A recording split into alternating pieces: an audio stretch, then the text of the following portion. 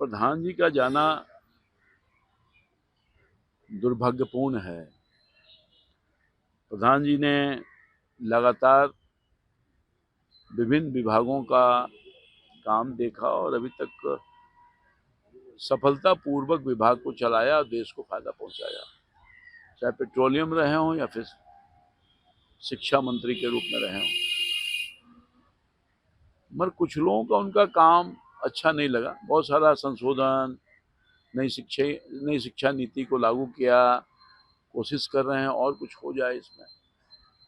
कुछ ऐसे लोग थे, कुछ विचारधारा वाले लोग, जो उनके काम को एप्रिशिएट नहीं कर रहे थे। तो ये बहुत प्लान्ड वे में, छात्र के आर में इन लोगों ने सोची समझी राजनीति की और डिफरेंट पॉलिटिकल पार्टी जो अपोजिशन में है वो सब इसके पीछे लग गए और फिर परिस्थिति अनुकूल निर्णय लेना पड़ा।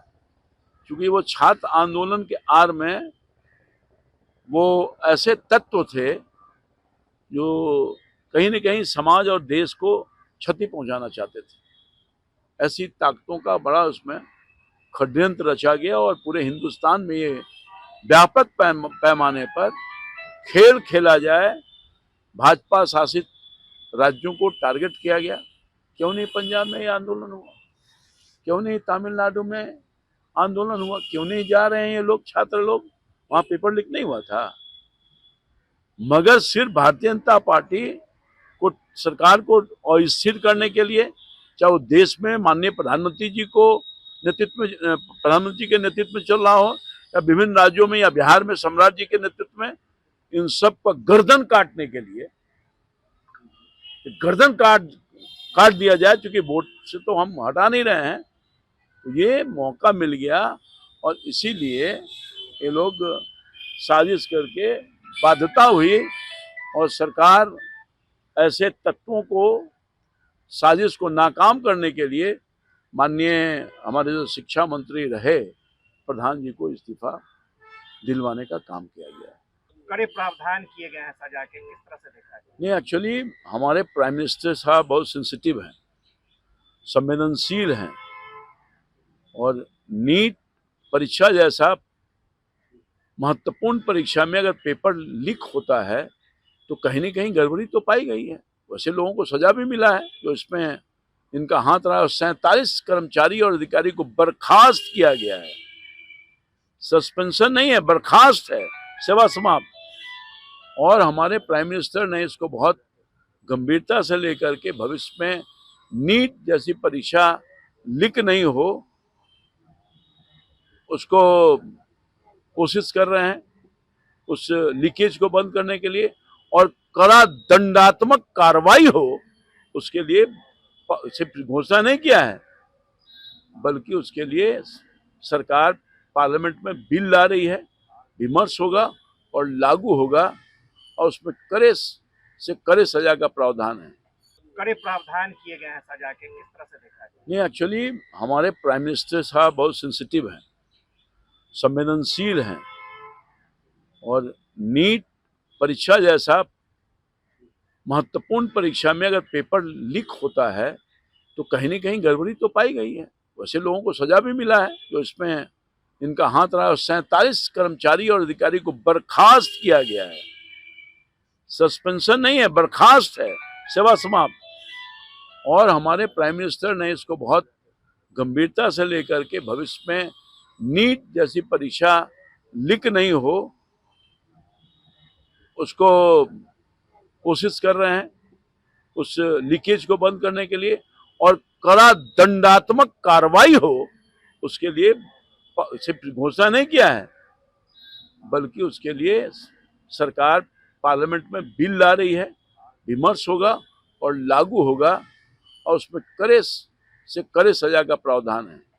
अब सिस्टम को परिवर्तित किया जा रहा है और उसमें 6 बड़े जो विद्वान लोग हैं, डिफरेंट सेक्टर में काम करने वाले लोग हों, चाहे आईबी को हों, टेक्नोक्रेट हों या प्रशासनिक व्यवस्था में लगे हों, इन सब 6 लोगों को उसमें समावेश किया गया है और कई तरह के उपाय किए जा रहे हैं।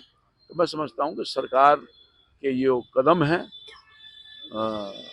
परीक्षा में सुधार के लिए, नीट परीक्षा में, ये स्वागत योग्य है और भविष्य में किसी तरह की गड़बड़ी न हो उसके लिए हर संभव प्रयास सरकार कर रही है। हाँ, लोकसभा में पेपर लीक से जुड़ा बिल आएंगे, जितेंद्र सिंह पे आप पेश करेंगे।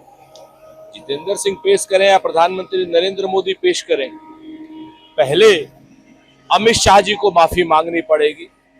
पहले अमित शाह जी को बयान देना पड़ेगा, बताना पड़ेगा कि वो छात्रों को छात्र समझते हैं, आतंकवादी समझते हैं। जेनजीज को वो आतंकवादी समझते हैं क्या, जो उन्होंने पिलेट गन का इस्तेमाल किया। अमित शाह जी छात्रों को पाकिस्तानी समझते हैं, बांग्लादेशी समझते हैं, नेपाली समझते हैं, क्या समझते हैं। अमित शाह जी को बयान देना पड़ेगा और मोदी जी को माफी मांगनी पड़ेगी। बिल पर हम सार्थक चर्चा करने के लिए तैयार हैं। एनडीए परीक्षा सुधारों के लिए हाई पावर टास्क फोर्स का गठन किया जा रहा है।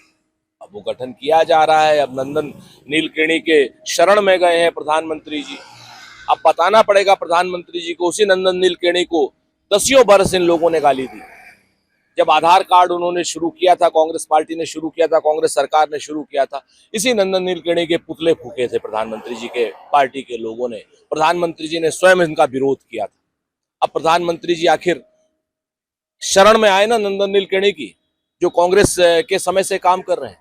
प्रधानमंत्री जी को यह भी बताना होगा और प्रधानमंत्री जी को साथ साथ में यह भी बताना होगा, जब सदन चल रही होती तो सदन की मर्यादाओं का उन्होंने क्यों नहीं पालन किया।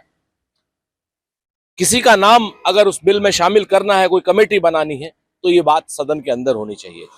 महिलाओं की आज़ादी का आंदोलन शुरू हुआ है और धीरे धीरे जैन जी ने इसे बड़े पैमाने पर अपनाया है, मोहन भागवत ने कहा है। पर हैदराबाद और तेलंगाना में देश में भारतीय जनता पार्टी के कुशासन से, अघोषित इमरजेंसी से, संघ के सांप्रदायिककरण से, इसके खिलाफ एक आंदोलन शुरू हुआ है। इसके खिलाफ आजादी हो रही है।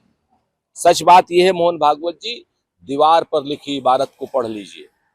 अब आरएसएस और भारतीय जनता पार्टी का जो सांप्रदायिक एजेंडा है वो कतई नहीं चल पाएगा। आने वाला समय युवाओं का है, जेनजीज का है। बेहतर हो कि आप हिंदू मुसलमान करना बंद कर दें। एआईएमआईएम प्रमुख असदुद्दीन ओवैसी ने समाजवादी पार्टी प्रमुख अखिलेश यादव से 2027 उत्तर प्रदेश विधानसभा चुनाव से पहले गठबंधन की अपील की और ओवैसी ने कहा कि भाजपा को हराने के लिए विपक्ष को अभी साथ में आना चाहिए, बाद में पछताना पड़ेगा। ओवैसी साहब, माथे पर बंदूक लगा करके गठबंधन नहीं होती। आप सिर्फ और सिर्फ मुसलमानों की बात करते हैं और भारतीय जनता पार्टी सिर्फ और सिर्फ हिंदुओं की बात करती है। दोनों ही पार्टियां देशद्रोह का जैसा काम करती हैं, क्योंकि दोनों पार्टियां हिंदुस्तानियों की बात नहीं करती। गठबंधन जो लोग यहाँ की आवाम को हिंदुस्तानी समझते हैं, हिंदू मुसलमान नहीं समझते हैं, उनका होता है।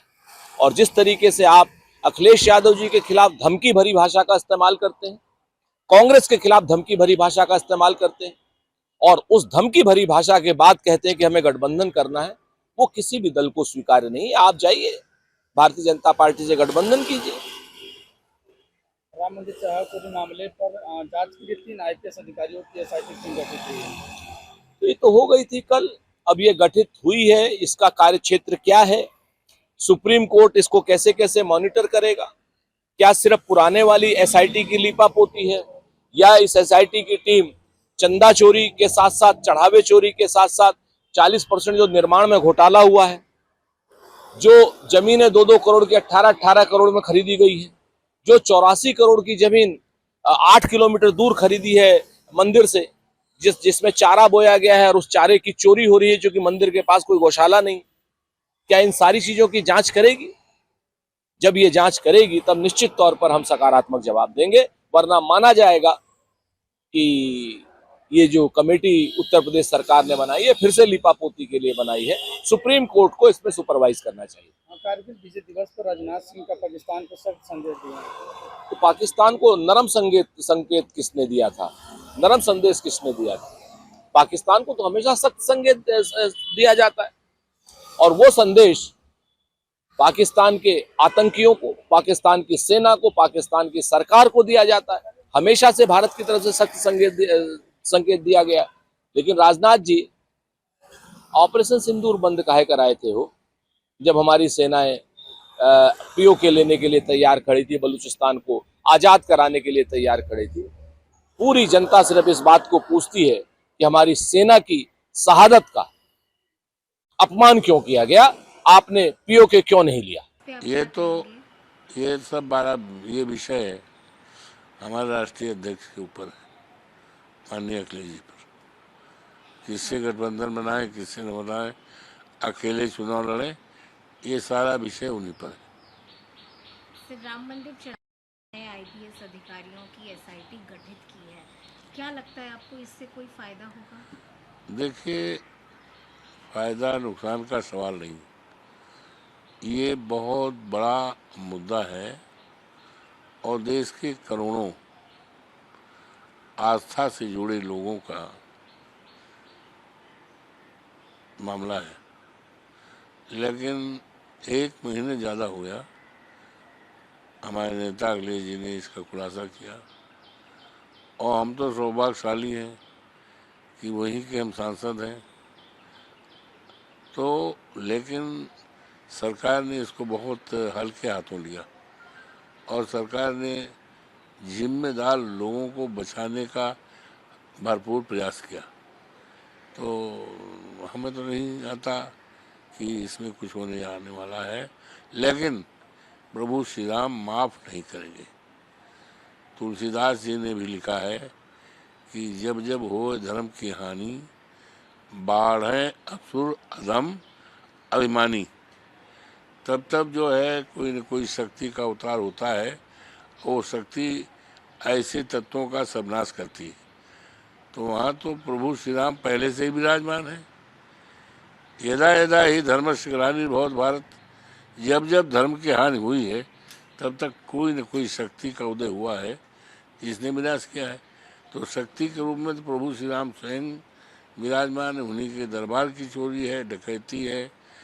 और भारतीय जनता पार्टी अयोध्या से आई है और अयोध्या से ही जाएगी पूरे देश में। बिल से पेपर लीक रुक जाएगा? कठोर दंड की व्यवस्था 302 में है, हत्या के आजीवन कारावास या फांसी, कभी रुकी? कानून से नहीं रुक सकता है। पेपर लीक होता है या तो पेपर बनाने वाला, या जहां पेपर छपता है, या कुछ बहुत महत्वपूर्ण कोचिंग सेंटर्स जिनकी पहुंच बहुत है, वो सेटिंग उनकी होती है, वहां से लीक होता है। चाहे जितना आप कानून बना लीजिए। प्राइम मिनिस्टर ने रिफॉर्म स्पेशल टास्क फोर्स भी रणनीति कर दी तय होगी, वहाँ वो लोग प्रधानमंत्री जो है गृहमंत्री और प्रधानमंत्री से माफीनामे की बात कह रही है। अब मुझे जानकारी नहीं इस बात। सर, प्रधानमंत्री ने स्पेशल टास्क फोर्स कमेटी भी गठित कर दी है जिसमें नंदन नीलेकनी जिसको ऐड करेंगे। अरे वो तो है, सारा घपला डिजिटली से जब से हुआ तब से होना शुरू हो गया। डिजिटल नहीं था तब से नहीं होता था। आपको लगता है इसका कोई फायदा नहीं हो पाएगा? कोई फायदा नहीं हो सकता। बहुत आसान है लीक करना, हैक करना। पर आप लोग क्या पार्टिसिपेट करेंगे सर आज डिबेट में? अगर डिबेट होगी तो सर, मुख्यमंत्री योगी आदित्यनाथ कह रहे हैं कि अखिलेश यादव 12 बजे सो के उठते हैं, उन्हें क्या पता। पागल लोगों का जवाब मैं नहीं देता हूँ।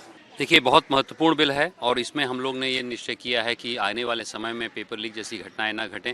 आपको मालूम होगा, जब से हमारी सरकार आई है 2017 में एनटीए का ऐलान किया, उसके बाद 2024 में उन्होंने की राधा कृष्णा वाला कमेटी बनाई और अब इस प्रकार के ठोस कदम जो हम उठा रहे हैं, उससे मैं समझता हूँ कि पूरे देश में एक ये संदेश गया है कि हम लोग अपने छात्रों के भविष्य से कोई भी खिलवाड़ पसंद नहीं करते हैं और उसके ऊपर ठोस कार्रवाई के लिए बिल लाया गया है और इसकी मैं सराहना करता हूं। जितनी त्वरित गति से लाया गया इसके लिए प्रधानमंत्री जी को भी धन्यवाद देना चाहता हूं। एनटीए परीक्षा सुधार के लिए हाईटाइट फोर्स बनाई गई है, क्या कहेंगे? इसका भी मैं स्वागत करता हूं।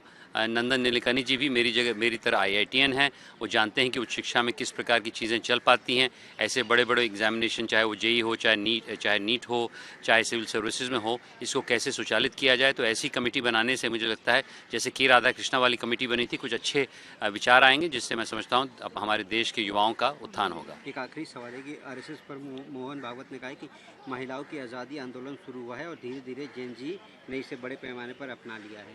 देखिए, मैं समझता हूँ की जो वंदन अधिनियम के माध्यम से एक संदेश आदरणीय प्रधानमंत्री जी ने पूरे देश को दिया है कि महिलाएं भी सशक्त होकर आगे बढ़ रही हैं, और बड़े शहरों की महिलाएं तो बढ़ ही रही थी। मैं समझता हूँ मेरे गांव देवरिया जैसे शहरों की भी और जिलों की महिलाएं आगे बढ़ रही हैं। इससे पूरा देश आह्लादित है, और मैं समझता हूँ युवाओं को भी सकारात्मक सोच से जुड़ना पड़ेगा, और इसके लिए आज मैं बोलूँगा भी सदन में, तो इसका व्याख्यान करूँगा। धन्यवाद।